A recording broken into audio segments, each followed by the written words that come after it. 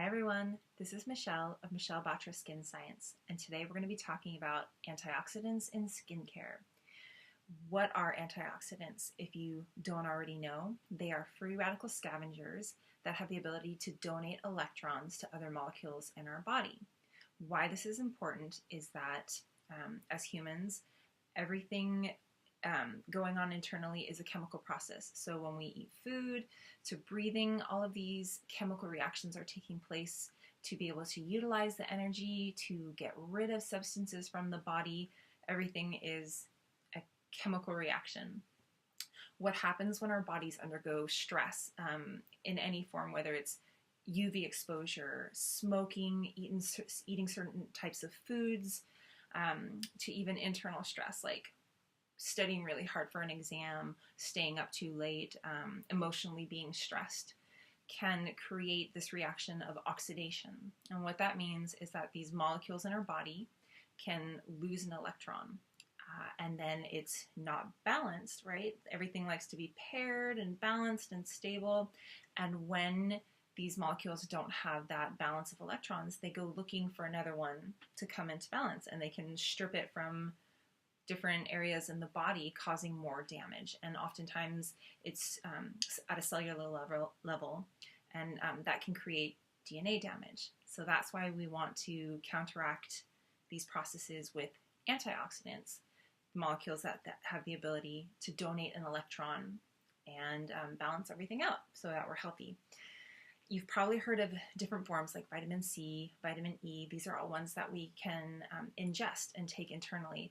They are also able to be applied to the skin, and they do have benefits for our skin, and different benefits at that. So all antioxidants are not created equally. They have different effects on the body. And what I found, and the research has shown, and you can look that up and read about it yourself as well, is that they oftentimes work synergistically together. So antioxidants like vitamin C, vitamin E, and ferulic acid actually boost the efficacy of each other, so that in that combination, vitamin C alone is great, E alone is great, ferulic acid, you put those together and they have more of a compound effect, the ability to protect the body even more, like create more of an effect for the skin, anti-aging, brightening, skin preservation, the ability to repair itself. So our bodies have these own natural processes, enzymatic antioxidant processes, where they break down substances in the body and discard and get rid of. The antioxidants that we typically think of are like assistant antioxidants. They're non-enzymatic, but they are halting those free radical degradation processes that ensue after that exposure to the sun, or eating that delicious late night, midnight fried taco, whatever it is. Okay, so I thought I would just mention a few of the antioxidants that you might see in your serums, your creams, and kind of look at what that means, because sometimes when you see an antioxidant in a lightweight cream or your serum, it's not actually benefiting the skin. It's for preservation of the product. There might be a little bit of direction towards the skin, but certain ones actually preserve the stability of your product and keep it from turning color or going rancid, right? Tocopherol, vitamin E, when you see that on your ingredient listing, vitamin E shows up as tocopherol or tocopherol acetate, a couple other forms, the vitamin E derivatives. With vitamin C, there are so many different forms. I could go down the list of all these different esters and combinations of things, but there's water-soluble vitamin C as well as oil-soluble vitamin C. And what that means is that the cell is able to use it in different ways. Oil-soluble, the reasoning with that is it supposedly stays in the cell membrane longer with more availability and for a lengthier time to use that vitamin C. But you have things like ascorbic acid, and then you have magnesium ascorbophosphate, sodium ascorbophosphate, ascorbyl palmitate, which is an ester. Anytime you see that YL at the end, it's an ester, something that's conjoined together, two molecules.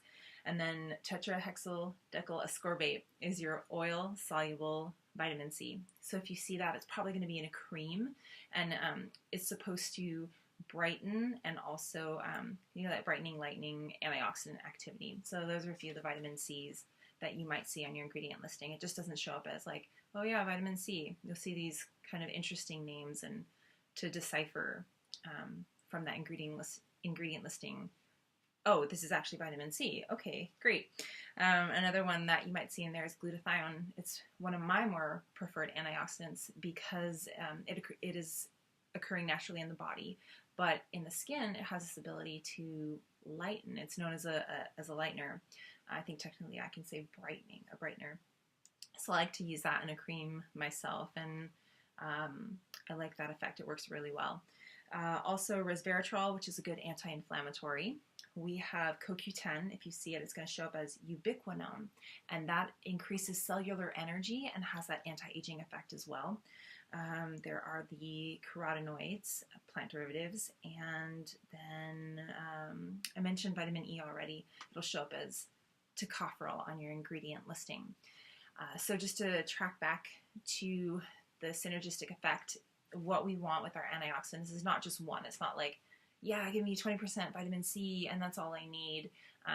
It's just like eating different foods. You need to eat the rainbow and pull from a lot of different sources to give your body the ability to fight off the pathogens and whatever. So with your skin, it's the same. We want an army of antioxidants because they all do slightly different things, but they also all work together to create that anti-aging effect. And yeah, that's pretty much it.